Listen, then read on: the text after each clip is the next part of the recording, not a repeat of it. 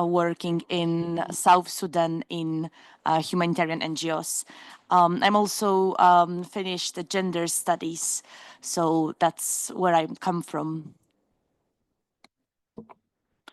Thank you so much, everyone. So before we get into some questions to our panel, and then we'll have questions from the audience towards the end of this session, I think it's important to kind of sort of lay out a little bit about what we're hoping to tackle in this session, because I think we need to draw a bit of a distinction between the idea of feminist leadership and the idea of women-led humanitarian action, because I think there's a distinction between these two things.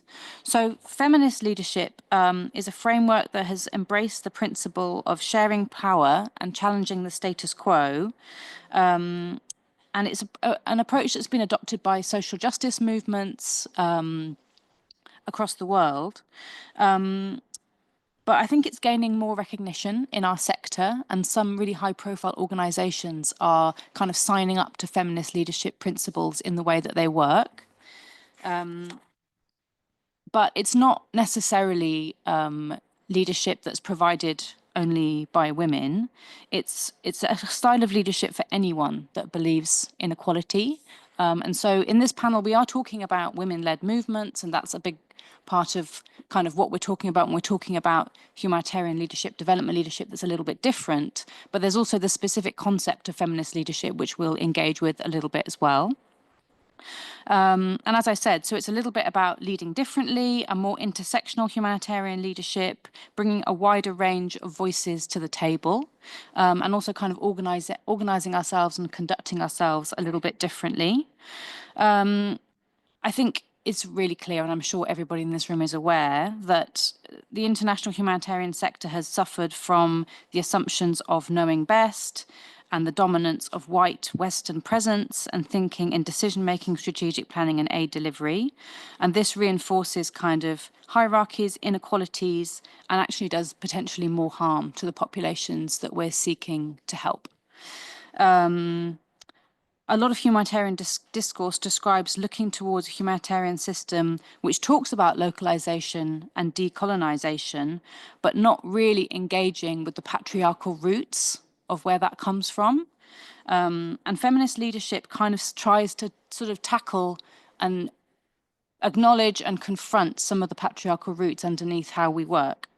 So organizations like Oxfam and Action Aid have kind of narrowed in on a feminist approach and a transformative vision for how they conduct themselves. So, for example, Action Aid talks about a transformative vision of a just world free from poverty, oppression, and patriarchy requires transformative feminist leaders, leaders who enable others to lead, building power with them instead of over them.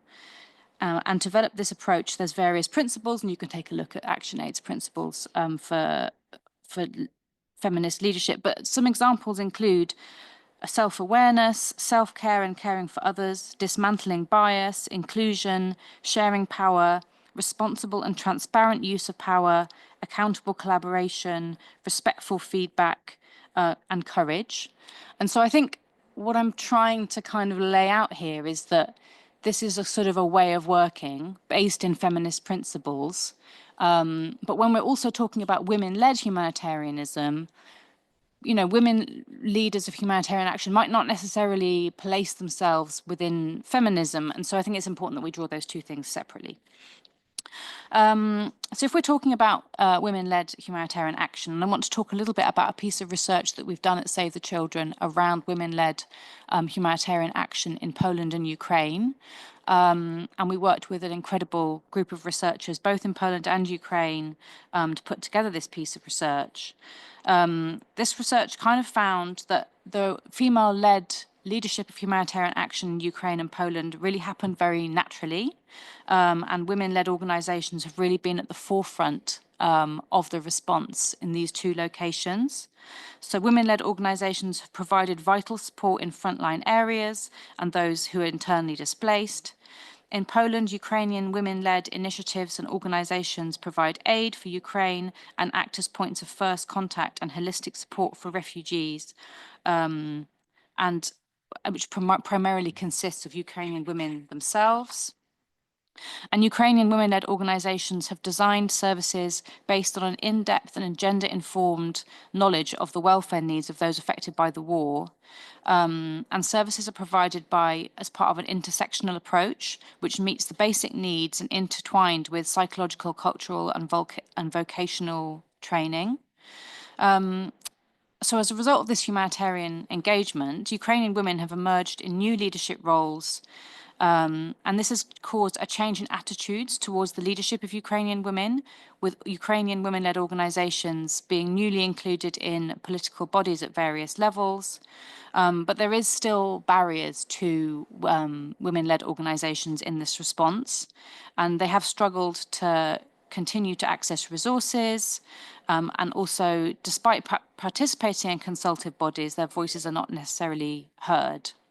So there's quite a lot going on in this panel, as I'm sure you can understand. But I think what we're going to do is we're going to have a bit of a discussion amongst the panelists we have with us, just to talk a little bit about what feminist leadership means to them, talk a little bit about some of the research we have in this area, talk a little bit more about the characteristics of the response in Ukraine and Poland, which again is our kind of jumping off point, and also a little bit about the barriers to feminist leadership, to women-led leadership, etc.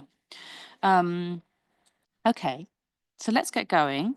I think my first question to our panelists will be, what do we understand by feminist leadership and how it kind of manifests in the context that we each work in? I'm going to go to you first, Kalina.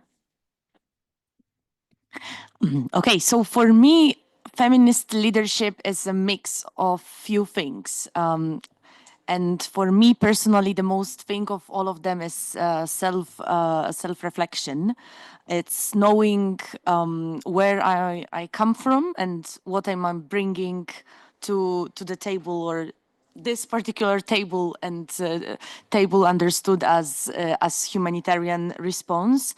It's being aware of my privilege as Polish people working in Poland, but also my biases and how they affect or might affect the work.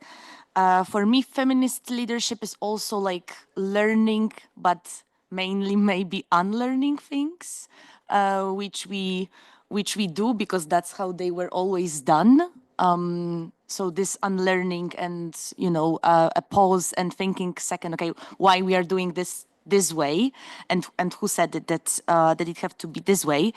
For me, feminist leadership is also, and that's my educational work, like bringing other perspective to the discussion, and from like decolonial and intersectional perspective. But what is important for me that the feminist leadership, even though I said that self-reflection is the most important for me, but it doesn't stop only on the reflection, but it brings specific actions, which will be giving space and bringing to the table the voices that are unheard, on silence, or ignored in the particular context in Poland, which I will talk later about, and also trying to do things differently. And it might be something small, for example, when we are, I don't know, conducting the training for people who are working in the Polish-Ukrainian response. We don't work until 10 p.m. and we give people space to rest.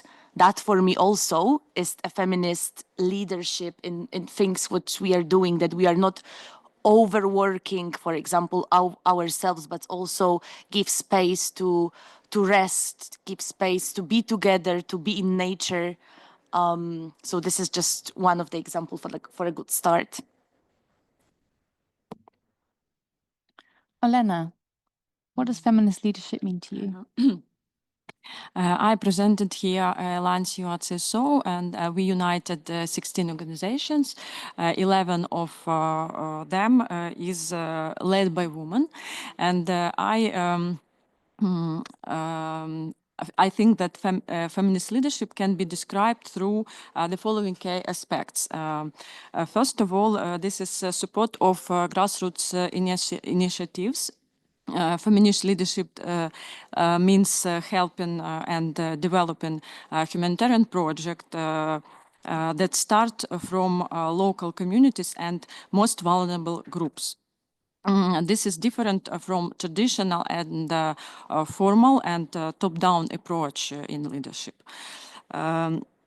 Next, this is a gender-sensitive and inclusive approach. It includes integrating gender perspective in all activities, responding to gender-based violence, supporting marginalized groups, and fighting discrimination.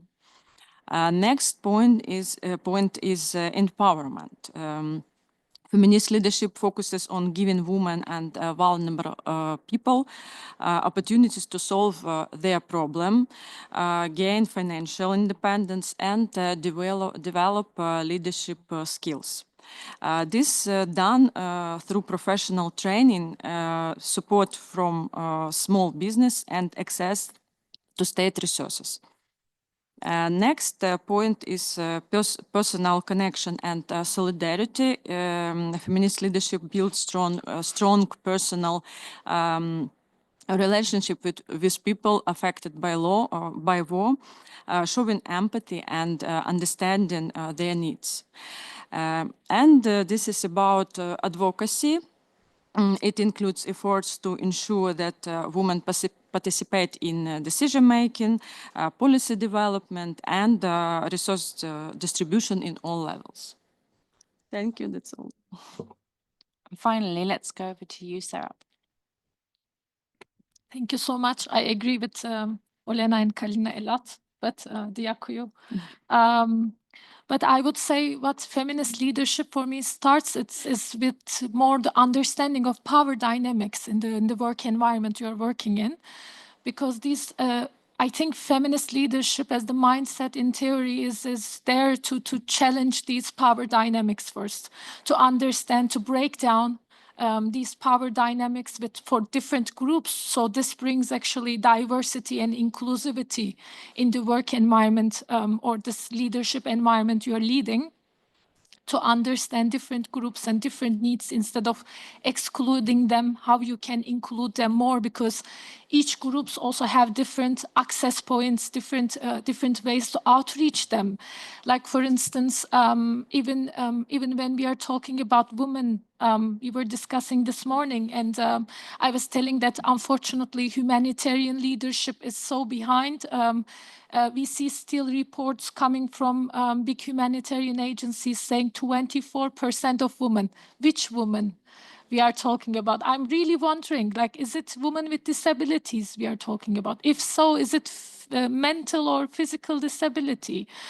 Because this changes so much. Like in case you are at war in Ukraine, living in a frontline area, and if you are with a woman with physical disabilities, when there is a shelling, you have different problems, like for instance, going to shelter physically, if you don't have anyone supporting you. If it's mental disability, you might freak and lose yourself and your balance completely and don't know how to do so. I think feminist leadership is first understanding these differences, respecting them, and also understanding how these impact the power dynamics within the communities.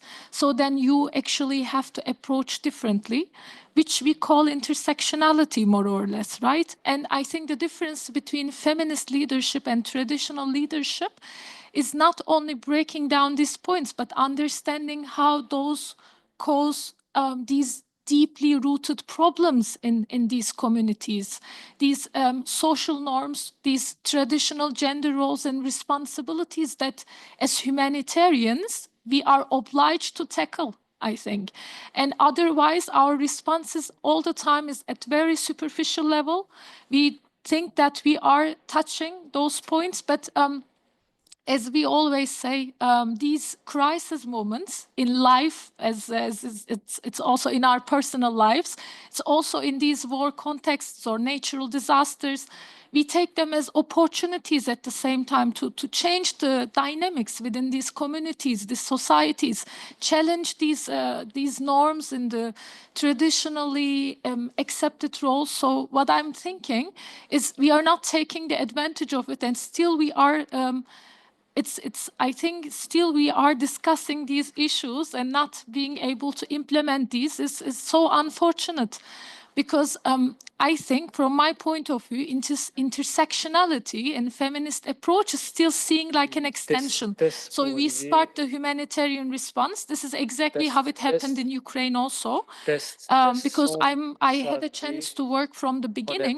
So I had a chance to actually observe how things evolved in the process. We start as traditional humanitarian response, and we think that 1 or 2 years later, then the emergency is done, everybody's basic needs are addressed here and there.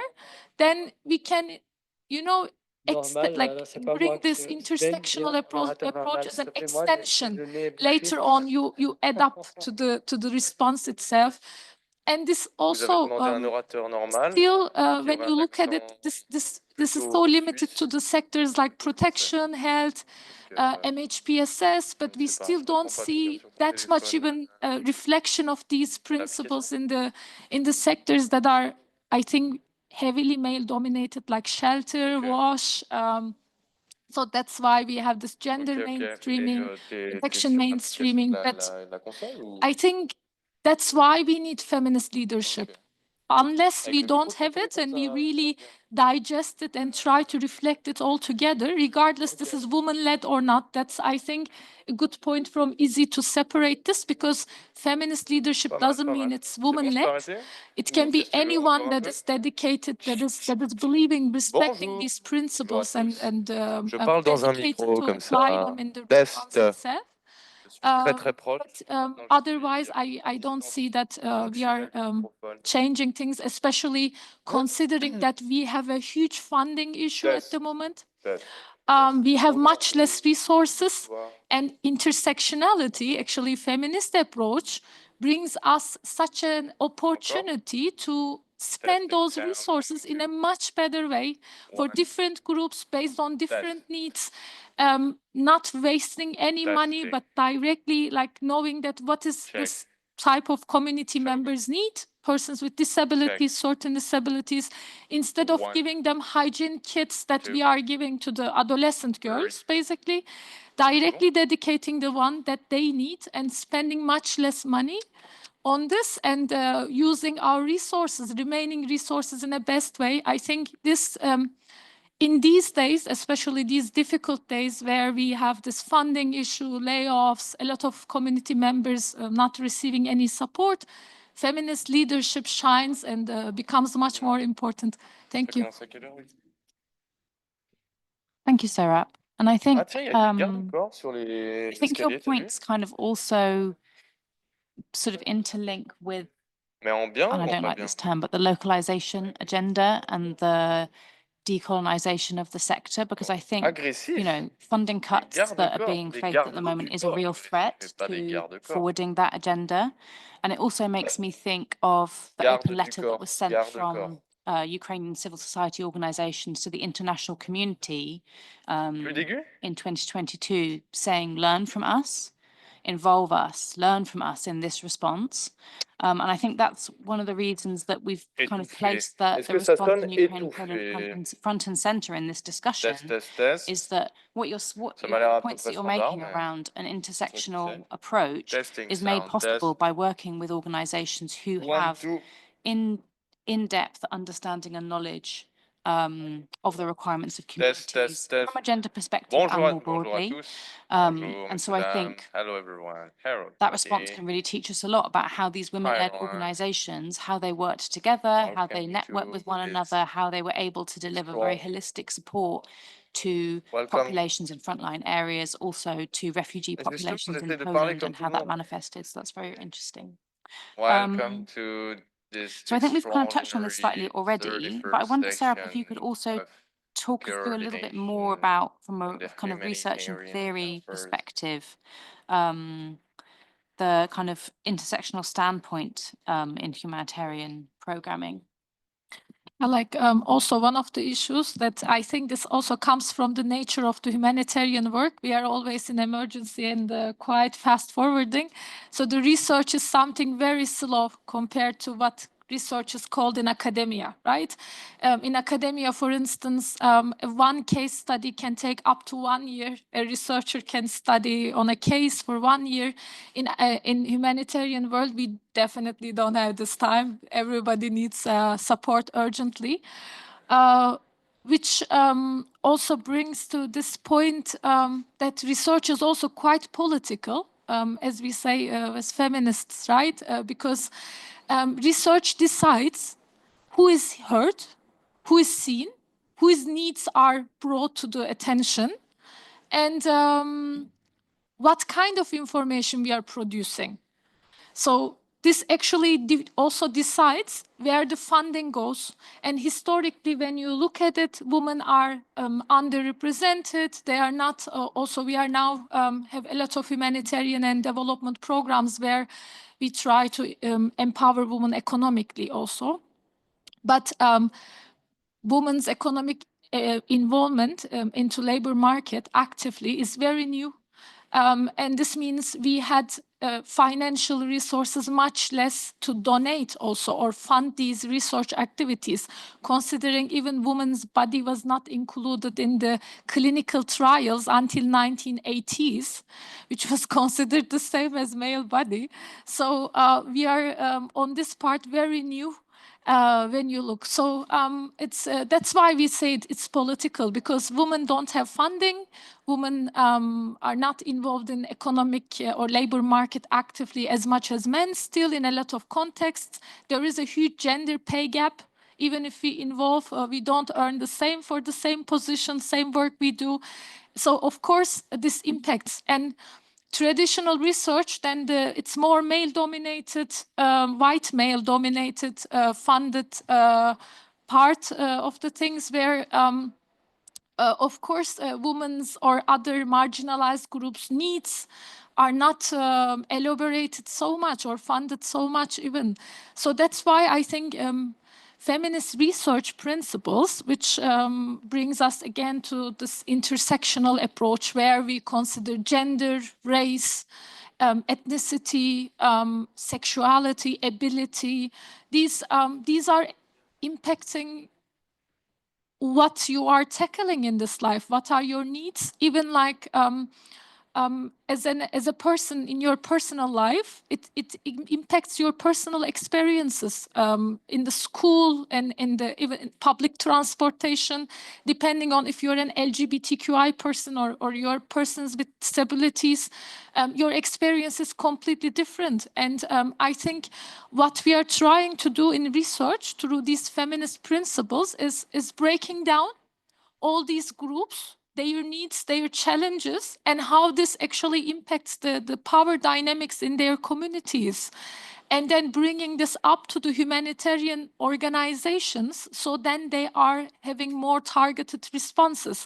This, from the beginning of the crisis in Ukraine, the war, this is exactly what we are actually trying to do. Trying to look at more, even when we are looking at children.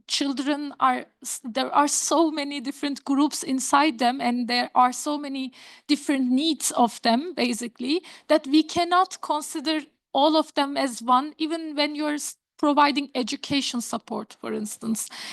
What IDP children in certain family groups, like if this family has one child or a foster family or children with have more than 2-3 children, or any child with a disability, depending on also the disability, is the single mother, is it a widow mother? So many complex and unique needs every child has, actually. This is, I think, what intersectionality brings.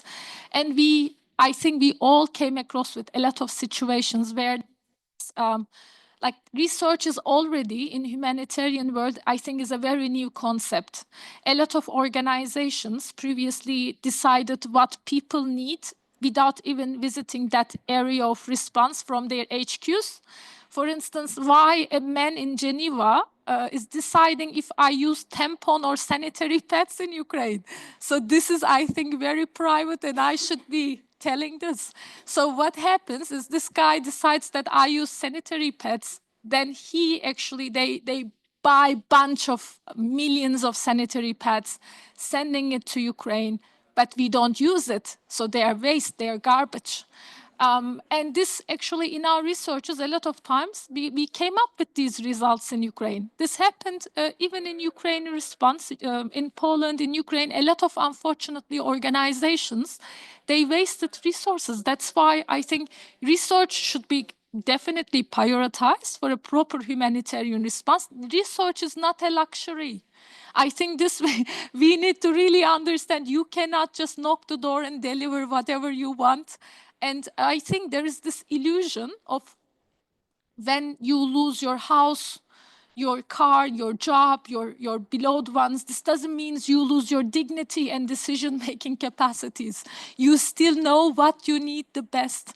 So not having money or enough resources doesn't give us a right to decide on behalf of someone. I think there is this illusion in humanitarians. We are not saviors. We are just coming there. We have certain amount of money. We are in solidarity with these people. They need support. We need to ask them what they need.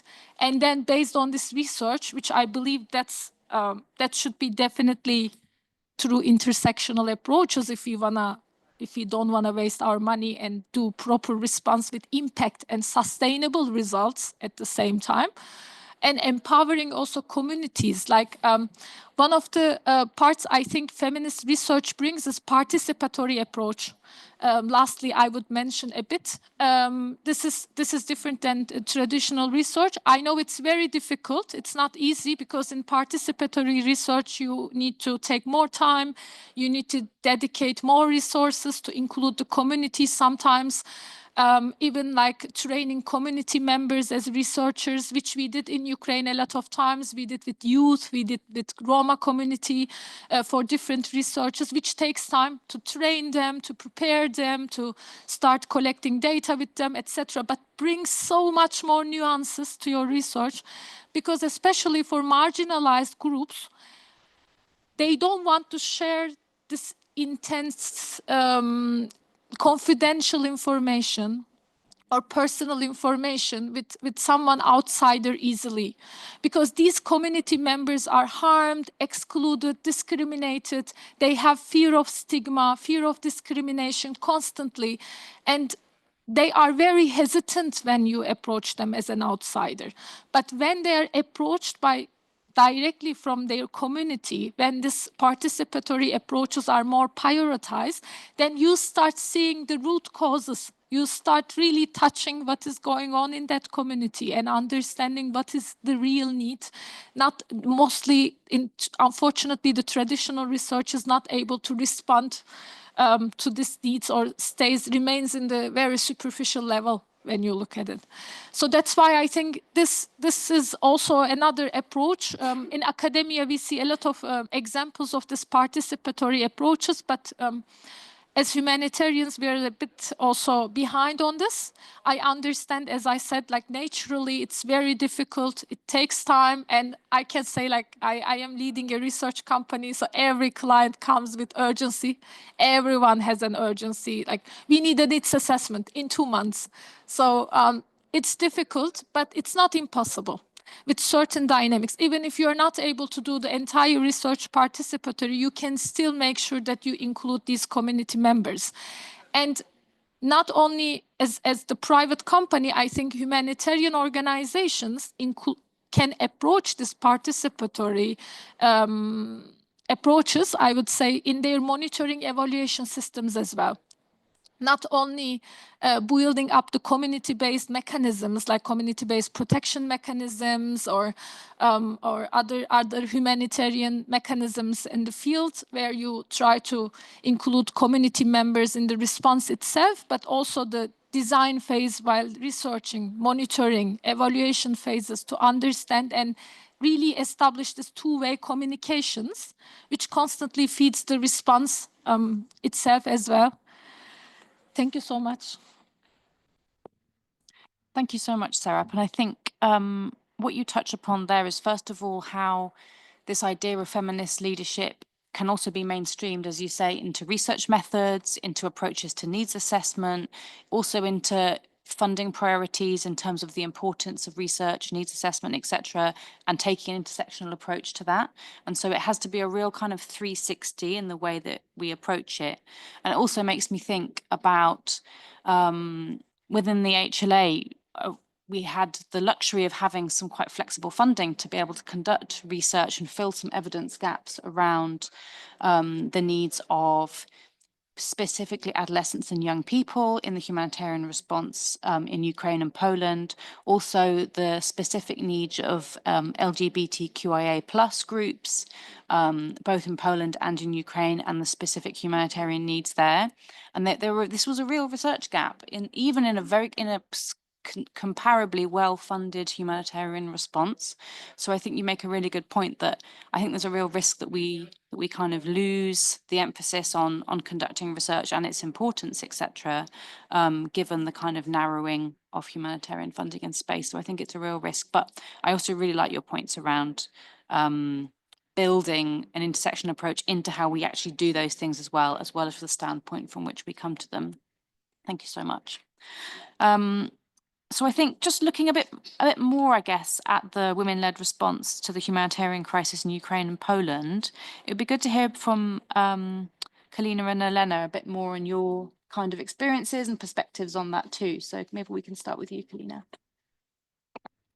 Sure. I should say that the Polish humanitarian response is a woman, and why can I say it? First of all, it was mainly for adult women and of course children, but also in Poland it was done mainly by women. And just to give you the background about Poland or like Polish society movements, because I think it's very interesting and it's very strong. According to the Polish Statistical Office, in 2022 in Poland there was more than 100,000 non-governmental organization, which associates more than 8 million Polish people. And just to give you more context, like Poland is around 38 million people. So 8 million of them are somehow associated with non-governmental organizations. And out of those, around 30% were actively participate in the so-called Ukrainian response.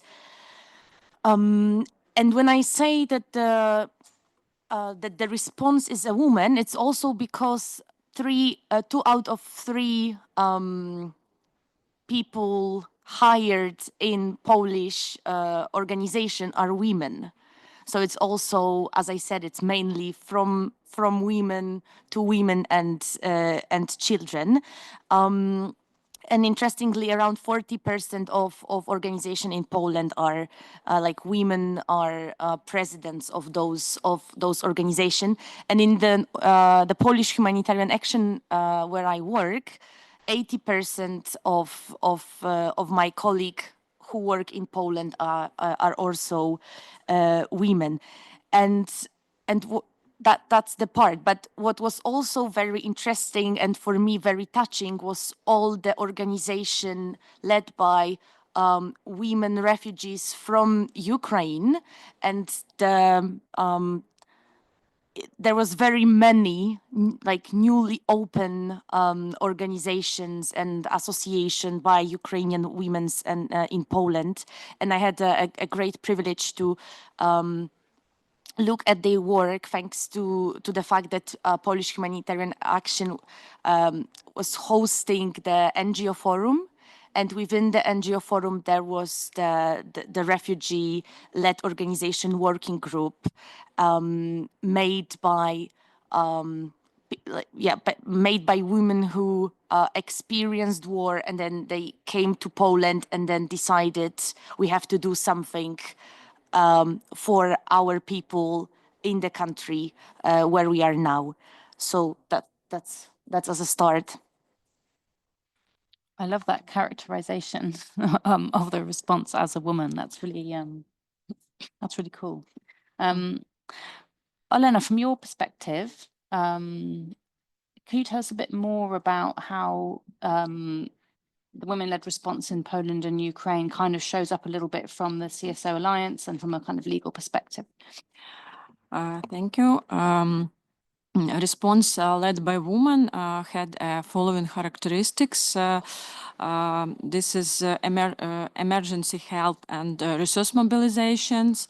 Women quickly organized aid efforts using local network and personal resources to provide urgent help, evacuation, food, shelter, medicine. This is about improvisation and adaptability. Women showed their ability to adjust changing conditions, find creative solutions and scale up existing efforts. This is about local engagement and individual approach. Aid was provided based on specific needs of each community and person, focusing on physiological, cultural, psychological, economic support. This is about building network and cooperation. Women created a strong connection between different regions of Ukraine and international organizations to improve humanitarian and aid distribution. This is about building networks and cooperation. I told this is about addressing structural weakness. Women identify and filled gaps in the humanitarian system by providing help where it was missing. This is about gender perspective. Special attention was given to needs of women and children in the humanitarian system during the war. Thank you. Thank you, Elena. And I think in our research, that gap filling really jumped out for me as something which I guess is sort of a feminist kind of leadership approach in some ways. It's kind of networking, working together, not kind of being not kind of dominating certain spaces and being exclusionary in order to, like, there was like a real networked approach, which I think is really exemplifies some of the kind of principles that we're talking about. So now I think we've got a bit of a grip of what the kind of landscape is.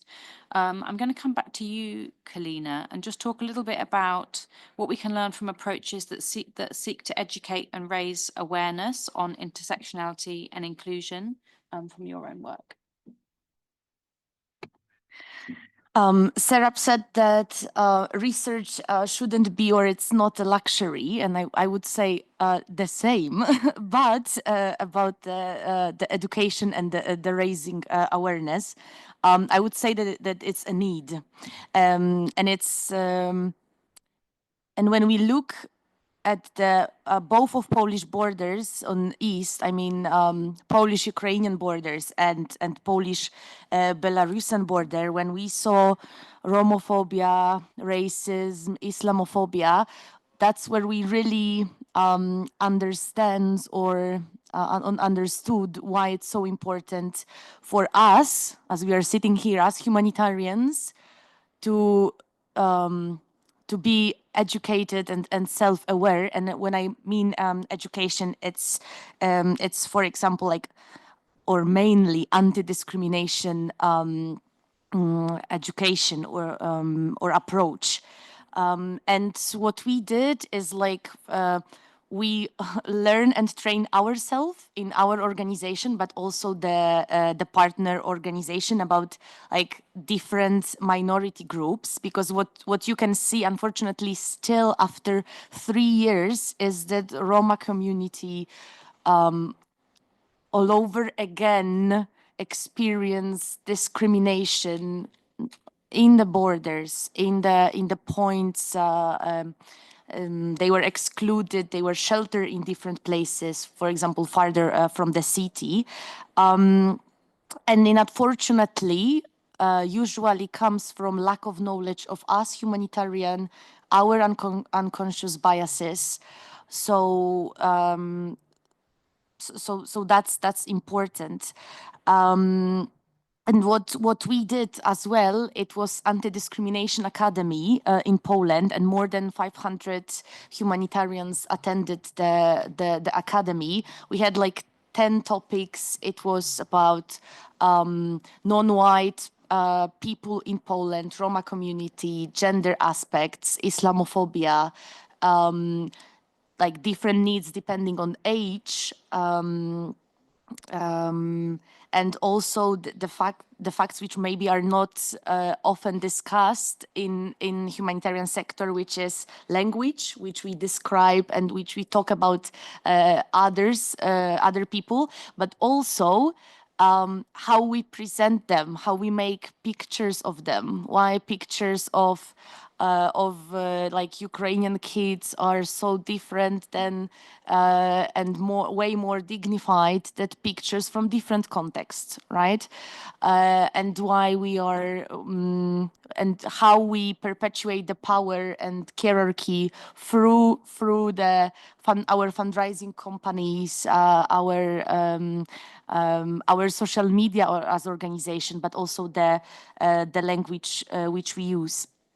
And what we've learned also from this intersectional approach is that we have to learn by listening to people from the group we want to support, or the group which are there. So for example, when we were doing the training about the Roma community, there was a person from Roma community who was telling how we should do it, what are the difference. Like, for example, in Poland, there is 4 different groups within Roma community, which also change how they are in public, for example, space. And there was a lot of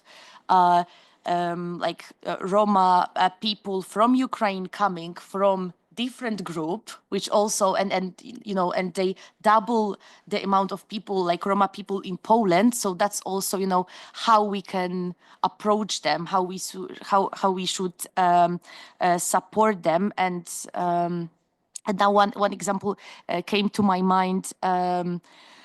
From a colleague from Towards Dialogue. It's an organization which focus on it's Roma for Roma organization. Let's call it this way. And she said, oh yeah, we had this program that women could go to gynecologist.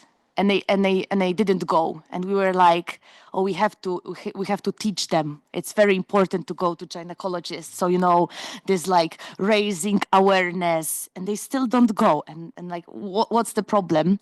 And it ended up that they knew, of course, that it's good to go. They wanted to go, but they didn't have fresh underwear.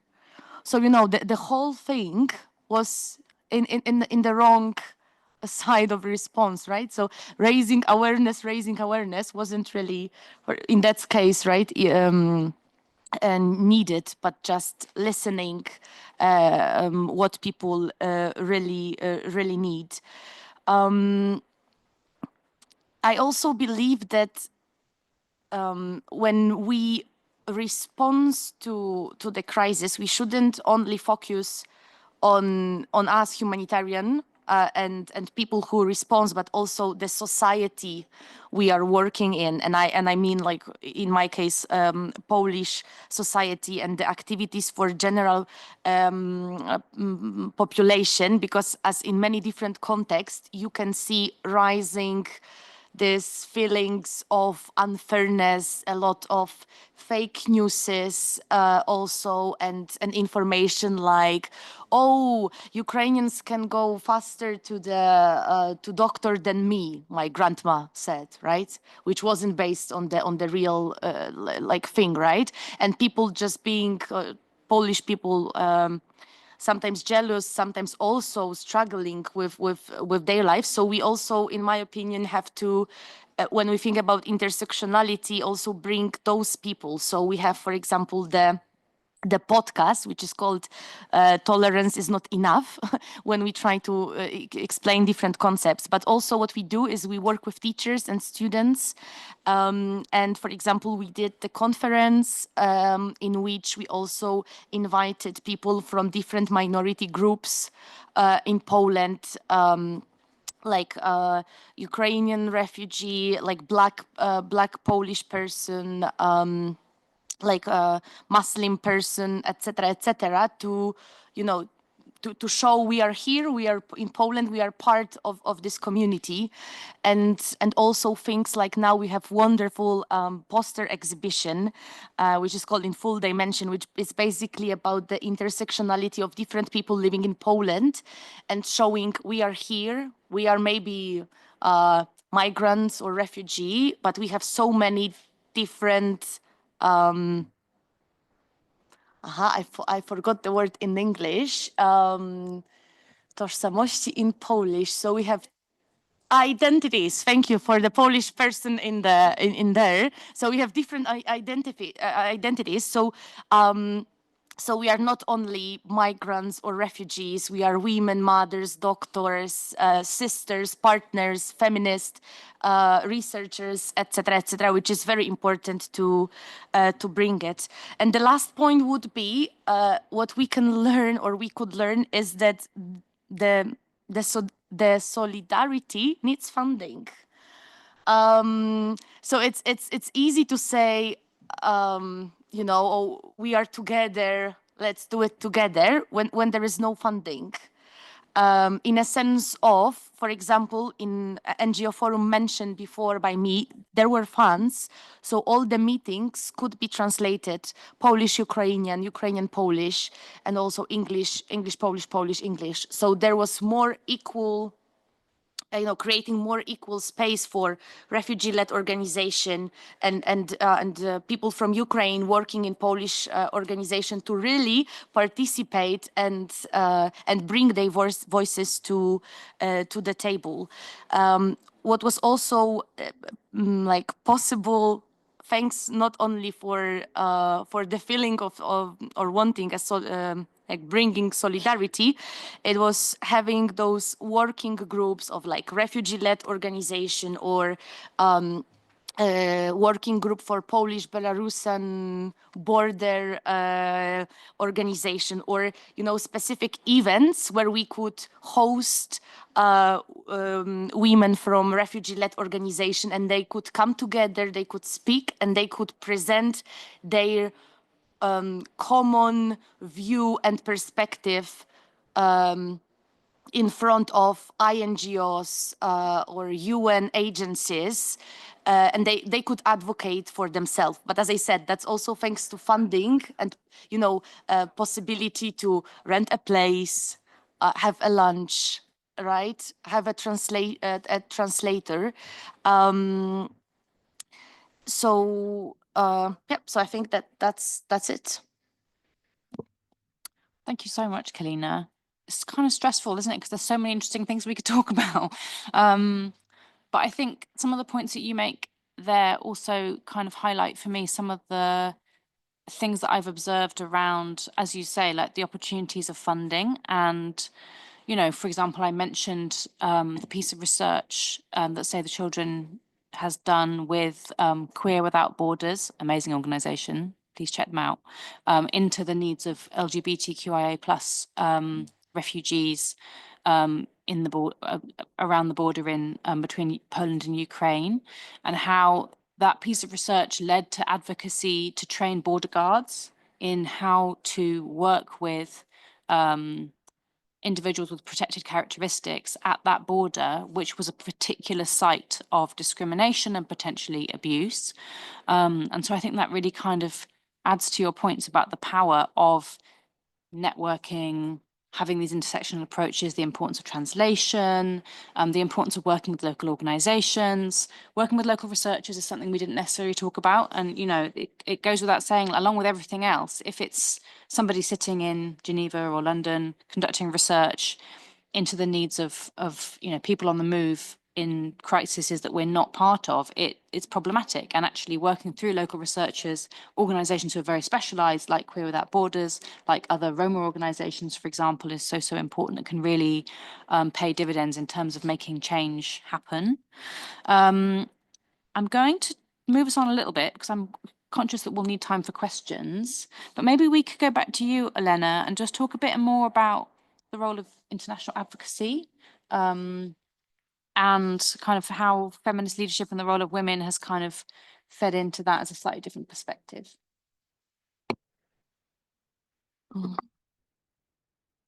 Thank you. Yes, advocating women rights and leadership, it's very important. And if we speak about it, I can tell a few points. In my opinion, it's very important. It is promote women in decision making, ensure that women are not just implements, but also active participant in strategic meetings, and negotiations. And advocate for inclusion, humanitarian clusters, working groups, international platforms, push donor and international organizations to prioritize gender equality in their programs. Next point is long-term and flexible funding. Argue that short-term funding, short-term grants, 6 and less, is do not create a sustainable result, do not create changes. Lobby for funding that support not only specific projects, but also long-term and developing of NGOs. Make feminist leadership visible. We talk about in media, in social networks, forums, conference, to share stories of women who have transformed the humanitarian sector. A next point is building strong partnership. Unite with other women organization to collectively advocating activities, to create support networking where women leads can exchange experience, learn, establish some safe space for developing women leadership skills without worrying about being ignored or overlooked. And last point, it is advocate for systemic change, push for policy that protect women during conflicts and crises, influence to international standards to ensure a humanitarian program and ways humanitarian program always incorporate a gender perspective. Thank you. Thank you so much, Elena. Sarab, do you want to come in? Yeah, I have just one point on Olena's, this lack of visibility and participation issue. So this also happened in Ukraine, of course. There were so many women-led organizations, especially in rural areas, in the front line. particularly during the, I think, first 1 year of the response. Unfortunately, most of these women-led organizations were very grassroots, and they didn't have a chance to get into this UN interagency meetings, for instance. They had no idea what these meetings were about. Most of these meetings also didn't have enough funding to do translations, and there were also a lot of political issues around translation into English-Russian because of some tensions around the language, but those communities, especially in the front line, a lot of them also speak in Russian, basically. So they didn't know what this coordination mechanism was about. They didn't have necessary language skills. They didn't have logistical capacity to come to Kiev or other locations, especially oblast centers, where regional oblast means regions in Ukraine. So the regional centers have these coordination meetings monthly, so they couldn't come, which brought lack of visibility and participation. Although the most critical work was done by those women, because let's be honest, as international organizations, we just got into the full-scale invasion response, and then we didn't know the country well. Everybody was just opening their offices and trying to recruit some staff members. And what we did is, while we were doing all of these, we also offered people such good salaries. So whoever human resource these local organization had, someone who could speak a bit English, who could a bit understand the system, recruited by those international organizations. So we did not localize or decolonize the response, but we also got their existing resources. And I think this is a very important point, because these international organizations still continue to work through these local partners. But local partners didn't have even staff members left anymore properly. So they had to be the ones finding who could be working for these much less salaries, with much less capacity, and train them from the beginning, which was reflected to the support that went to Ukrainian people. So this is, I think, one of the points we really need to discuss, these high salaries and what we really do when we get into the response to the civil society, existing civil society capacity there, unless I don't think we can discuss localization or decolonization at this point. The second, I would say, this lack of visibility brought lack of data. And lack of data means we cannot prove what actually these women-led organizations did, which means if you cannot prove, you cannot get more funding to what you're doing, right? So this is what I'm coming to Olena's point, is if we want these organizations to get funding more than 6 months, we need data to prove this. Then we need access of these organizations to those meetings, understanding, but also we need to keep their staff members as who they are, instead of us getting into the response and spending so much money only for admin cost of these international organizations, plus getting their staff members and leaving very little money to the local response itself and what goes to the IDPs or refugees. This is, I really want to ask, and I think this should be a question we are all, asking ourselves in terms of humanitarian response. And I'm devil's advocate. I'm the researcher here, so I ask the questions today. But just one little question before closure. I'm not going to comment on this, but also, as Izzy mentioned at the beginning, that feminists should be separated from women-led. And since the beginning, it's awesome to see that women are leading these responses, but care business is on women again in the community or society structure. Care business is on women at home. Care business is on women at public spaces. So I think this should be something, we are proud to see women leading these, but why always women are leading this should be also, I think, a question in our heads, and how we can also make engagement of men and boys more in these feminist principles and leading a humanitarian response through these feminist principles, I would say. Thank you. Thank you.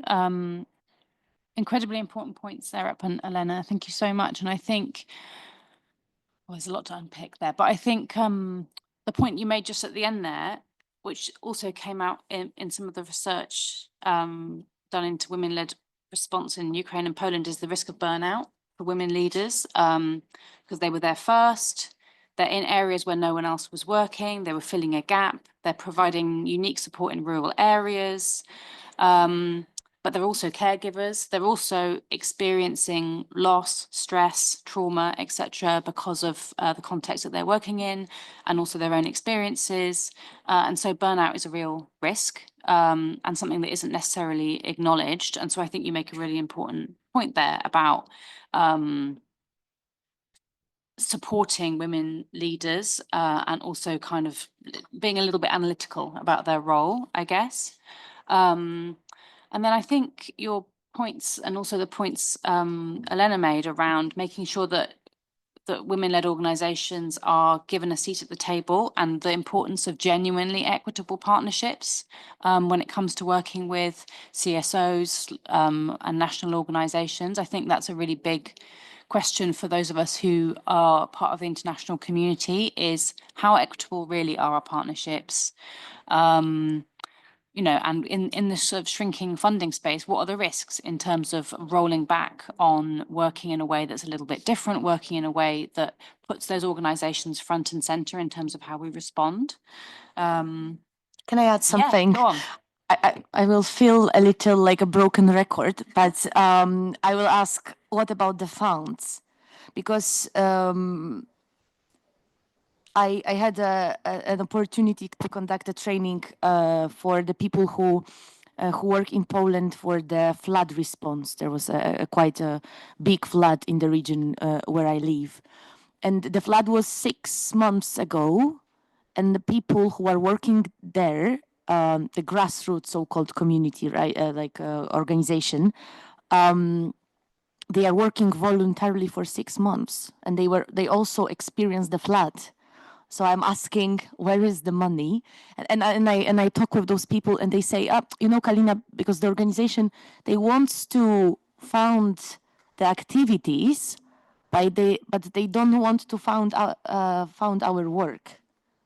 So this is also the question of, because of course I also started this panel from let's bring people to the table and give them voice, etc. But it's cool, but they still have to pay the bills, and they still have to buy themselves food or recover from the flood, or on different contexts when we talk about the war in Ukraine as well. So I think that this is also important things, like what do we found when we found? And also the thing, as you both mention, and which I also observe, is that there is a lot of sectoral challenges. It's the language, it's the jargon we talk, we use also here, intersectionality 15 times, right? The feminist approach 100 times. Like, people not always understand it. It doesn't mean that they will be against that, but are we on the same page, right? And as you also mentioned, like the little organization which don't know how to write the grants, right? Or they are not big enough to do it accordingly to the sector. When they can partner with something bigger, that's great, right? But if they cannot, then are they going to do it for free? But what if the war, like the escalation of the war, is 3 years, and then it's the burnout which you mention, because how long you can do it just from the so-called good heart or believing in the cause. So I just wanted to add this funding again to the scope of our discussion.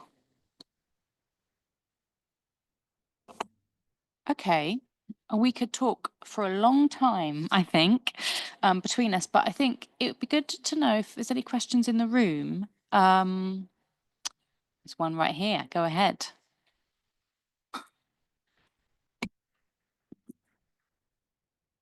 Hello, thank you. Are you able to hear me, hopefully? Yeah, so thank you so much. That was really powerful. My name is Carol Werunga. I work for Urgent Action Fund Africa, supporting women rights organization and women human rights defenders, girls in African continent. So, and we are rapid response grant maker, so we give the funds.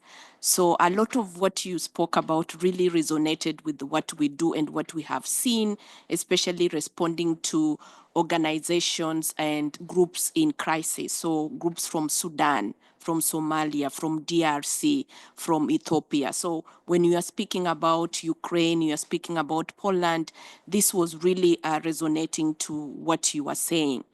And the issue of intersectionality and feminist approach, of course, you're preaching to the choir about being flexible, supporting women rights organization, local grassroots organization.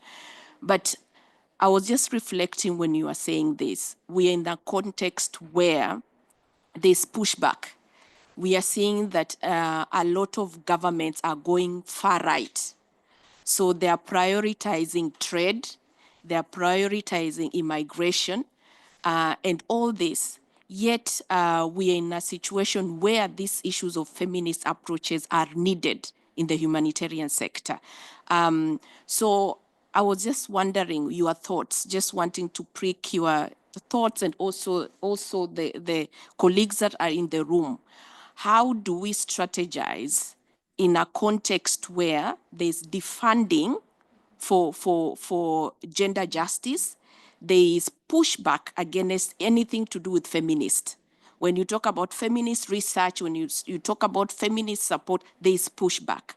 How do we as actors in this sector position ourselves right now so that we can continue providing that support that is needed? We agree that this support is needed urgently. But how do we position ourselves? Because we don't have the resources. They are the one who are giving us resources. And so you began by speaking about issues of research, which I really appreciate that, because research also helps us to push back the dominant narrative that feminist is bad, that gender is bad. But other than feminist research and evidence, what else can we do in this context? So that's what came to my mind when I was listening to your contribution. Thank you. Thank you so much. Also nice meeting you and hearing that there are other strong women dealing with these issues in Africa. Pleasure meeting. I would say that I think, regarding this funding issue, what I think is, let's not pretend like it was never political. So these governments, all of them had always agendas. So it's not like the US management changed and the first time we came across, they say that they will look for US interests in the world and that's how they are going to fund. It was always like this. So I don't see a change in the approach, to be honest. What I see is more doing the way they do this is more reckless. I would put it in a nicer way, and very fast forwarding. But I think for a very long time, as humanitarians, as these organizations, we got a bit lazy also. It was easy to get huge funding from those organizations. We learned how to wrap it up.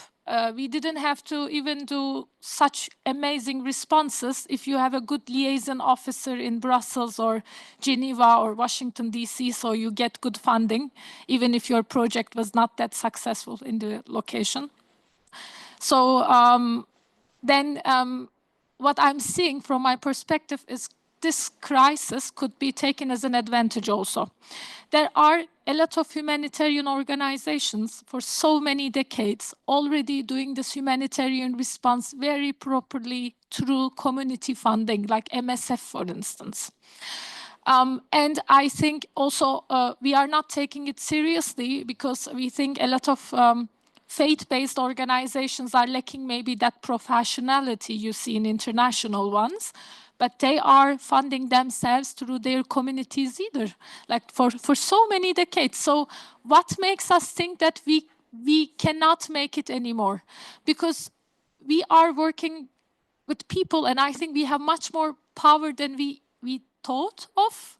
And what we need to do is mobilize these communities, show them what we are really doing in other contexts, and trying to actually consolidate our own donation groups, our own communities to donate these responses, support us, feed them with our responses, like what we are doing at the moment. They supported Ukraine response. They collected and they donated $1 million to us. So what we are doing exactly with this, like really calling them, giving information. I'm a donator of Amnesty International, for instance, in Turkey. I'm Turkish. They call me every month. They call me what they do, explain me on the phone for 3 to 5 minutes, saying that, you know what, your support, we did this petition, we followed up this in the assembly with the government, we did this protest in this location. So I really have an understanding of where my support goes.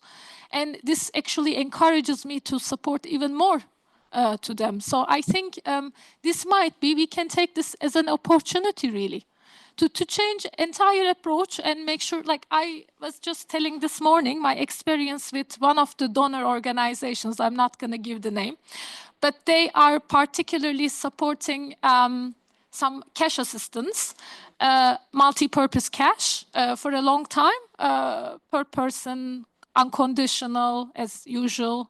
But they cut the support when a child hits 18 from the entire family, and the family needs to apply again.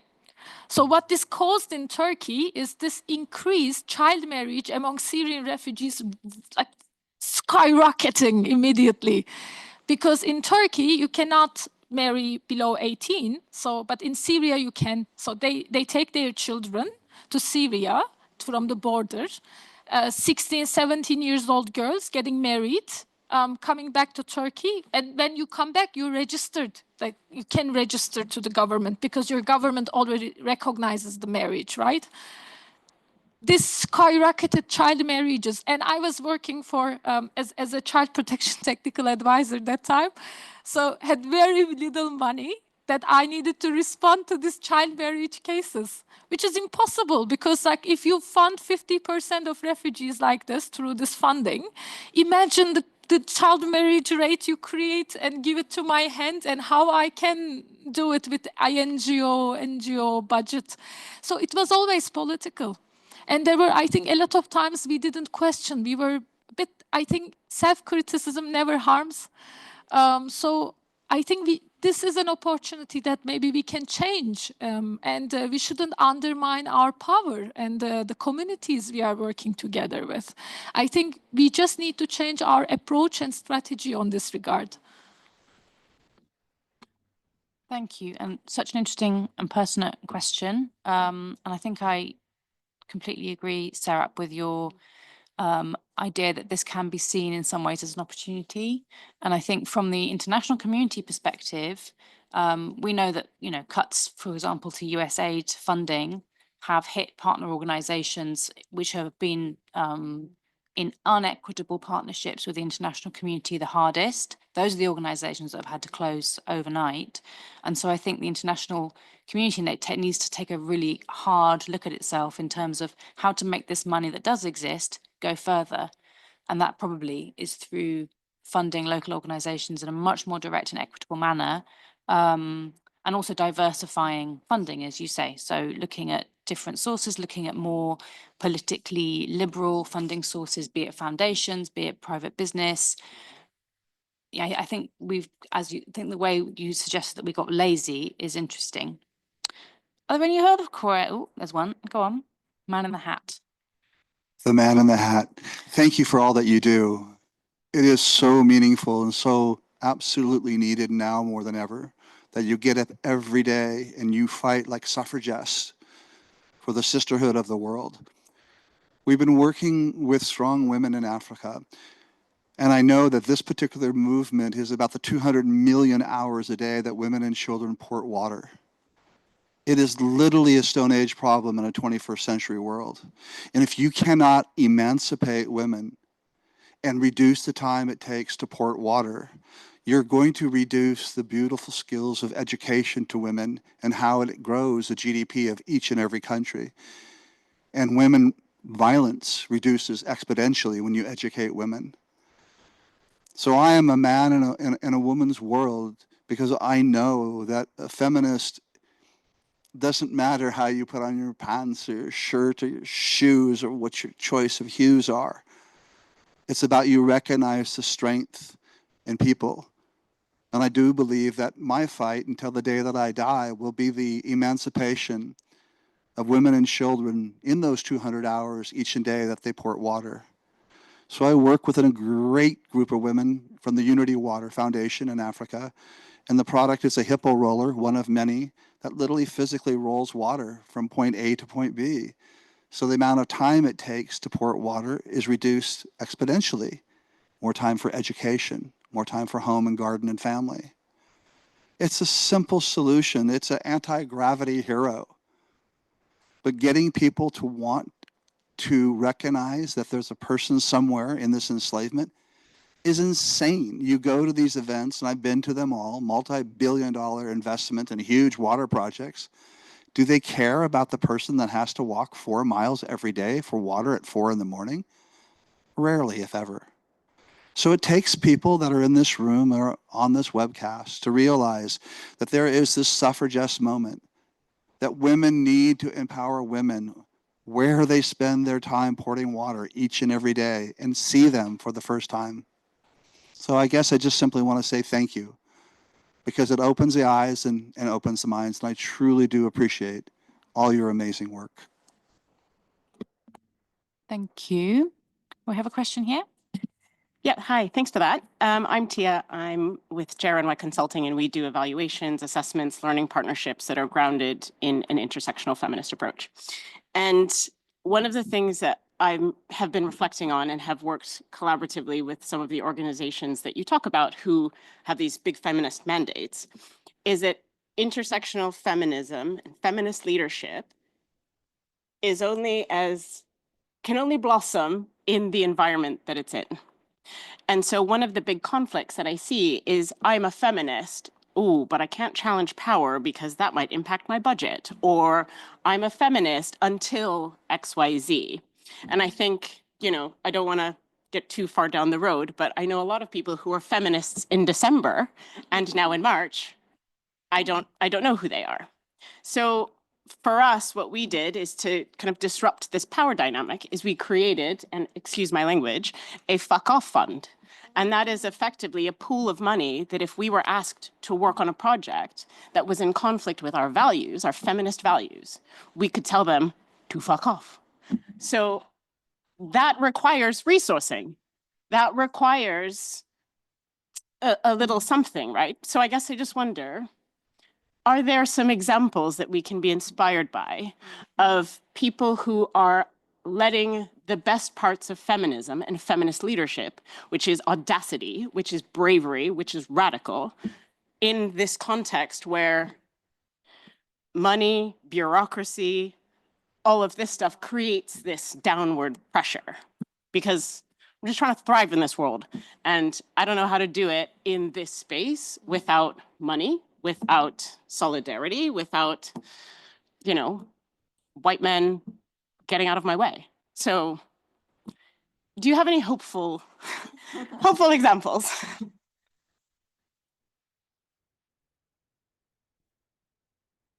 Thank you, Tia. And you make a really good point, I think. I think probably we're preaching to the choir in this room a little bit. And I think a lot of organizations, particularly in restrictive environments, are having to tread a real line. And, as part of some LGBTQIA plus research we've been doing, for example, in Turkey, some of the researchers were arrested as a result of the work. So it can be as serious as that. And I know I was meant to be giving a hopeful example. That not happened. But I think Maybe a little hope from Poland. Go on. But it will be hope in a hopeless place. It's Polish-Belarusian border. It's because hope is placed in a sense of the pushbacks of people and a lot of cruelty from the border guards. So this is the bad part, and also people are accused and in the jail, trying to being proved that they did something wrong by providing humanitarian help, but they do for last 4 years, and they still do, even of the consequences. So and for you to imagine, because borders can be different. This one is a forest. This means that the people who provide the humanitarian aids are trying to find people in the forest and help them. And I think that saying it, even if it's very difficult and you don't want to see, I mean, I personally don't want to see people in the court because of providing humanitarian assistance, it gives hope to some extent that, even after 4 years, there are still people who cares. There is a lot of local people there. So for me personally, it gives hopes. I don't know if that's the hope you are looking for, but this is the one which I can give you. I can give you for now. And what organization which I work in, Polish Humanitarian Action, was doing might seem strange, but we had a warehouse from where the people who are going to the forest can supply themselves, and I had the privilege to meet those people who are working that, thanks through the trainings and stuff. So for me it was challenging, but also gives hopes that there are people who care and who do it, even though it's difficult in every level. It's physically difficult because of the condition. It's difficult politically because it seems that, you shouldn't do it. It's against the law. What law? Etc. But the people keep doing it. So yeah. Thank you, Kalina, for pulling that back to the positive. And I think we're nearly at the end. And I think that point raised by Tia and also by you, Kalina, around, I think the hope is that there's organizations who are making it happen, and they're making it happen in the most difficult of circumstances and with the smallest budgets and with lack of human resources as well, a closing of civic space, like inhospitable political environments. People are always making it happen. And I think where we have to go from here, and my final question was around where next, I think it's the onus is on donors and the international organization to make space, hand over the microphone, open the wallet, and take a long, hard look at how they operate. Because, as we've talked about, there's a lot of tokenism, there's a lot of jargon, there's a lot of words being bandied around. But until, that results in action and real change and transformation in the sector, there's a risk to these movements being lost, having to close, etc. But in some cases in Poland, I think we've seen in the research that I've been involved in that some organizations are saying they don't want international funding. They want to fund through local businesses, through fundraising, through other means, to give them the freedom to operate in the way that they would like. And so I think that's also interesting in itself. You got 1 minute. Yeah. Okay. Just one thing. I think in this regard, people also need to understand what is happening. So I think we start chipping in ourselves with our communities if we want to support people in need across the world. We cannot reject that this US funding decision impacted us massively. But at the same time, I think what I'm seeing on LinkedIn, on other platforms, the language we use is also only understood by humanitarians. And I think we are not able to communicate what is really happening with people. And I really think this requires huge collaborative effort if we want people to really support us. And that's why I'm saying that I think we should start creating our own community resources where, for instance, get into that community's Facebook page, analyze the language they use between each other, how they understand us, how we can actually make them understand us much better, much faster. So then create our own community through this language. We use these fancy words, but unless nobody understands and supports us, this is useless. So I think also on this regard, maybe a lot of humanitarian organizations should be changing their language and jargon as well. And I feel like there is this, in especially the international stuff, there is this undermining approach of, they don't get us, you know? Yeah, they should then find the language, you know? This I would say. Thank you. That's where we close. Thank you so much to our panelists. What a pleasure. Elena, Helena, Serap, thank you so much for your time. What a great conversation. And thank you to our audience. First day on the Monday. Great to see you all here. Have a great rest of your week. And thank you so much. Thank you. Thank you.